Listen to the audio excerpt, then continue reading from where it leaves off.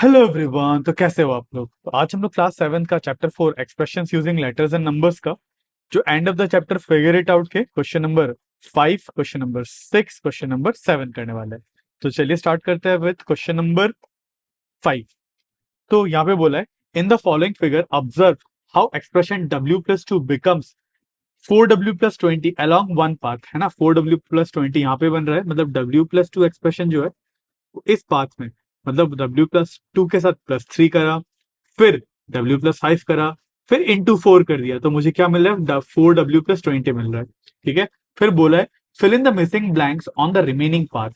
The oval contains expressions and the boxes contains operations. ठीक है, Oval में क्या है?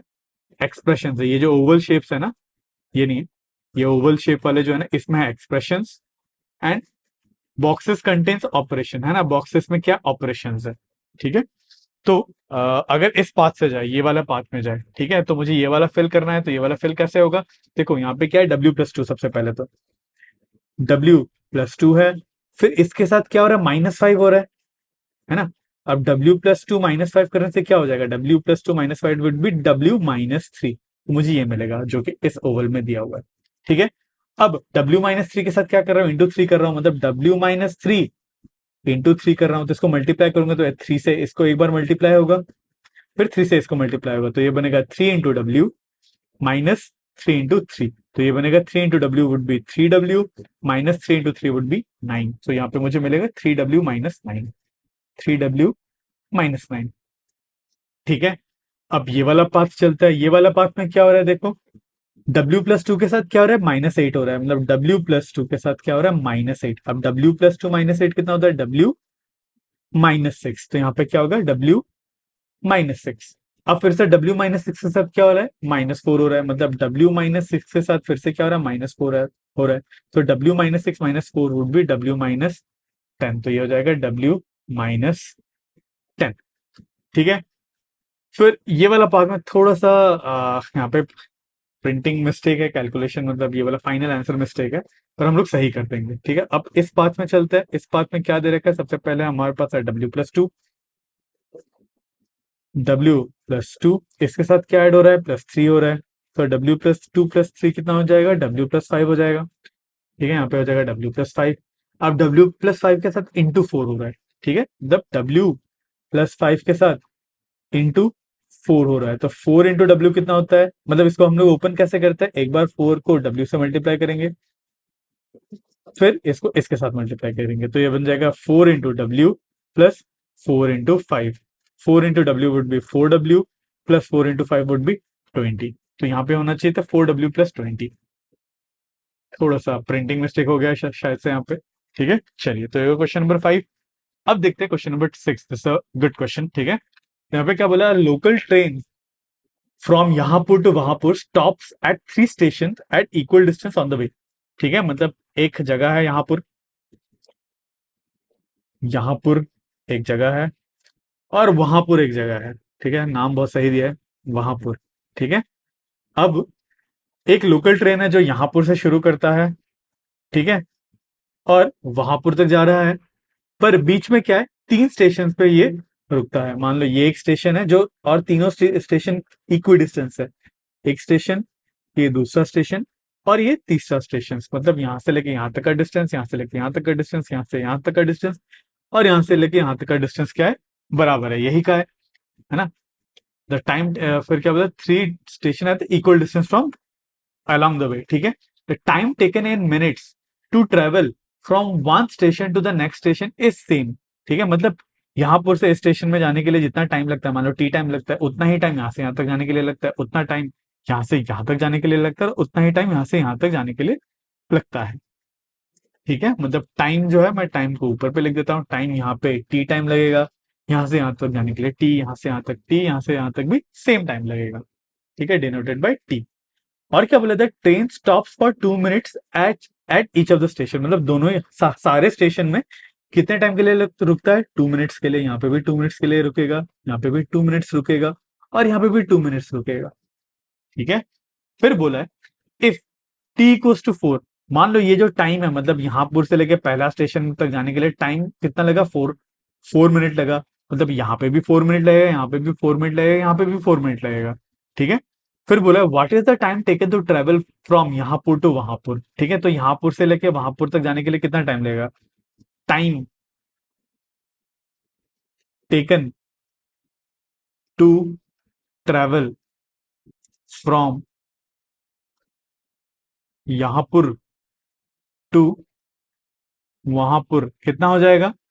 टी, जो कि हम लोग को 4 दे रखा है ना, टी इक्वल्स टू 4, ये भी 4 दे रखा है, ये भी 4 दे रखा है, ये भी 4 दे रखा है। तो क्या कितना टाइम हो जाएगा, 4 प्लस 4 प्लस 4 तो होगा ही, पर साथ में 2 मिनट तो यहाँ पे रुकेगा भी ना इन सारे स्टेशन पे।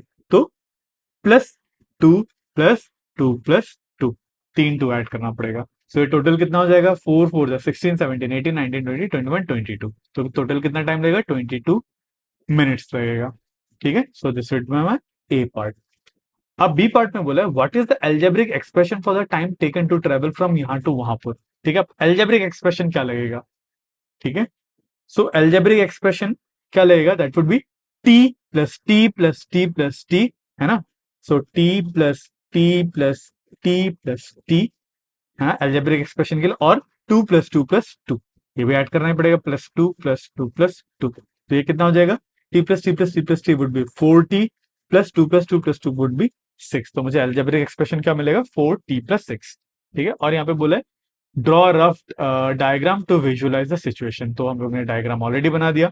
ठीक है, चलिए, तो ये हो गया क्वेश्चन नंबर 6। अब देखते हैं क्वेश्चन नंबर 7। तो क्वेश्चन नंबर 7 में बोला है सिंप्लीफाई द फॉलोइंग एक्सप्रेशन। तो ये सारे एक्सप्रेशन को मुझे सिंप्लीफाई करना है। ठीक है, देखो सिंप्लीफाई करना बहुत ही ज्यादा इंपॉर्टेंट है। ठीक है, ये आपको आना चाहिए। तो ये क्वेश्चन जो है F तक क्वेश्चन बहुत ध्यान से करना है। ठीक है, सबसे पहला वाला स्टेटमेंट क्वेश्चन करते हैं। यहाँ पे क्या बोला है, 3a + 9b -6 + 8a -4b -7a + 16। देखो जब भी ऐड करो ना, हमेशा ए वाला, मतलब जिसमें ए है वो लाइक टर्म कहलाता है। ठीक है, लाइक टर्म ही ऐड या फिर सब्सट्रैक्ट हो सकता है। यहाँ पे ए है, यहाँ पे बी है, तो ये दोनों ऐड नहीं हो पाएगा।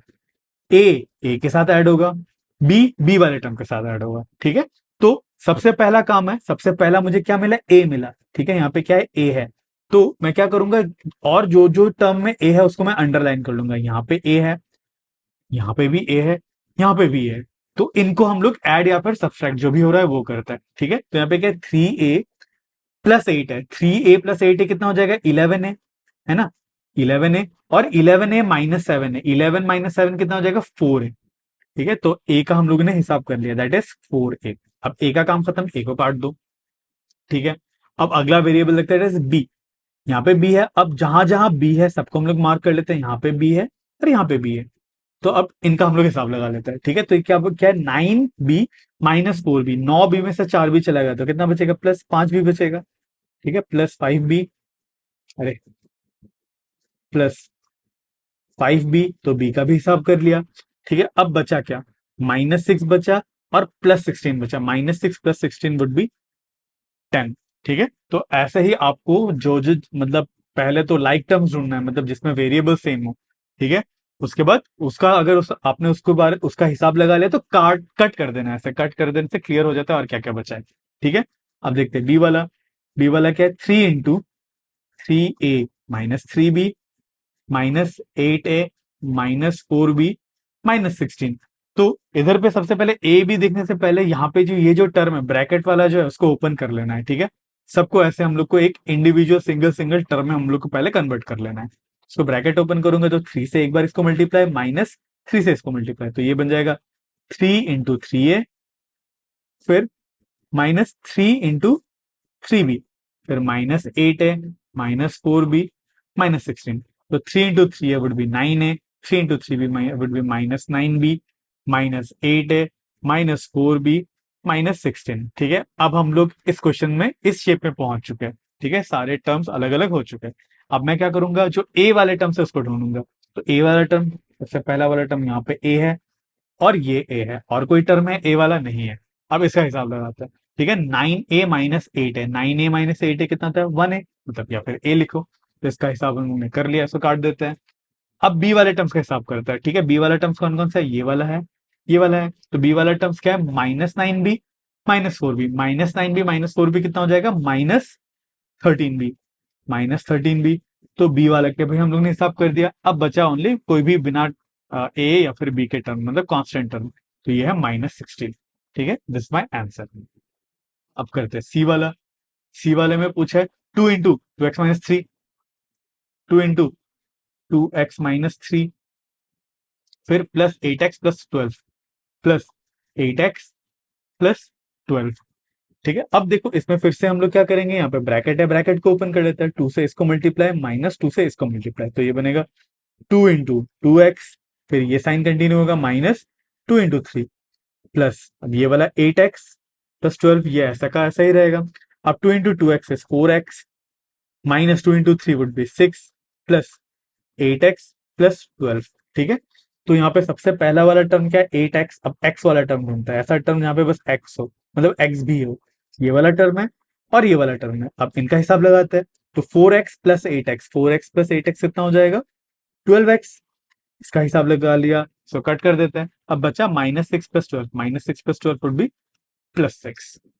ठीक है, ये हो गया सी वाला। अब देखते हैं डी वाला का पार्ट। डी वाले में क्या पूछा है, 8x - 2x - 3 + 12, 8x -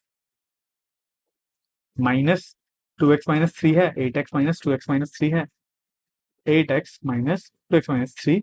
ठीक है, फिर +12 है शायद से, या फिर -2 +12, +12। अब सेम वे में ब्रैकेट ओपन कर लेते हैं। अब बस आपको रूल ध्यान रखना है, ब्रैकेट जब भी ओपन होता है ना, तो ब्रैकेट के पहले अगर साइन नेगेटिव है तो अंदर वाले सबका साइन क्या हो जाएगा, चेंज हो जाएगा। तो इसका साइन 2x का साइन क्या है, पॉजिटिव, तो ये नेगेटिव बन जाएगा। इसका साइन नेगेटिव है तो ये पॉजिटिव बन जाएगा। तो क्या हो जाएगा, 8x -2x है ना, इधर पे +2x था तो ये माइनस बन जाएगा, और यहाँ पे -3 था तो +3 बन जाएगा, +12। ठीक है, अब देखते हैं लाइक टर्म्स कौन कौन से, मतलब एक्स वाला टर्म यहाँ पे 8x है और यहाँ पे 2x है, और कोई एक्स वाला टर्म तो नहीं है। अब इसका हिसाब लगाते हैं, 8x - 2x would be 6x। अब x का काम खत्म हो गया, इसको काट दो। अब बचा 3 + 12, 3 + 12 होता है +15। ठीक है, ये हो गया डी। डी के बाद करते हैं ई। ई में पूछा है 8h - 5 + 7h + 9, 5 + 7h + 9, 5 + 7h + 9, ऐसा ही कुछ बेटर।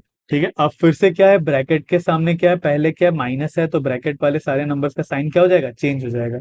तो 5 का साइन क्या है, पॉजिटिव, तो ब्रैकेट खुलेगा तो क्या बनेगा, -5। और 7h का साइन भी क्या है, पॉजिटिव, तो साइन क्या बन जाएगा, -7h ही बन जाएगा, +9।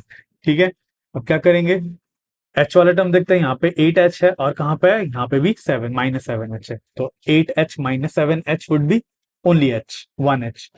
फिर इसका काम खत्म, इसको काट देते हैं। अब बचा -5 + 9, -5 + 9 वुड बी +4। ठीक है, ये हो गया ई। अब देखते हैं एफ वाला। एफ में क्या दिया हुआ है, 23 + 4 × 2। अब इसको सॉल्व करने से पहले सबसे यहाँ पे ब्रैकेट है, इस ब्रैकेट को ओपन कर लेते हैं, और यहाँ पे 4 से मल्टीप्लाई हो रहा है, ध्यान रखना। तो ब्रैकेट कैसे ओपन होगा, इसको ये मल्टीप्लाई करेगा, फिर इसको भी ये मल्टीप्लाई करेगा, तो ये बनेगा 23 + 4 × 6m वुड बी 24m, और 4 × -3n वुड बी -12m। ठीक है, फिर यहाँ पे -8n है, -3m है, -18 है। ठीक है, अब हम लोग सबसे पहला वाला टर्म क्या है, 23। सो बिना m और n, मतलब कांस्टेंट टर्म, बिना कोई m और n वाला टर्म है उसको देखते हैं। एक तो ये है, और कोई टर्म इसमें तो m है, ये नहीं होगा, इसमें m n n ये वाला। ठीक है, तो इन दोनों को प्लस माइनस जो भी, इसका हिसाब कर लेते हैं। सो 23 - 18 वुड बी 5, है ना, तो दिस वुड बी 5। ठीक है, इसका काम खत्म हो गया, तो इसको हम लोग काट देते हैं। अब हम लोग 24m, मतलब m वाला टर्म ढूंढते हैं। यहाँ पे m है और यहाँ पे m है, तो इनका हिसाब लगा लेते हैं। 24m - 3m would be +21m। ठीक है, तो m का भी हिसाब लगा दिया, इसको काट देते हैं। तो बचा -12n - 8n would be -20n। ठीक है, अब m n ये सारे अनलाइक टर्म है, इनको और ऐड नहीं कर सकते। चलिए, तो ये हो गया एफ तक और क्वेश्चन नंबर 7। तो नेक्स्ट वीडियो में हम लोग देखेंगे इसका आगे वाले question, that is question number 8, 9, 10 and 11, और इसका लिंक आपको स्क्रीन में ही दिख रहा होगा। ठीक है, तो आज के लिए बस इतना ही। अगर आपको इस वीडियो से थोड़ा सा भी नॉलेज मिला तो मेरे इस वीडियो को लाइक जरूर करना और मेरे चैनल को सब्सक्राइब जरूर करना। तो मिलता है अगले वीडियो में।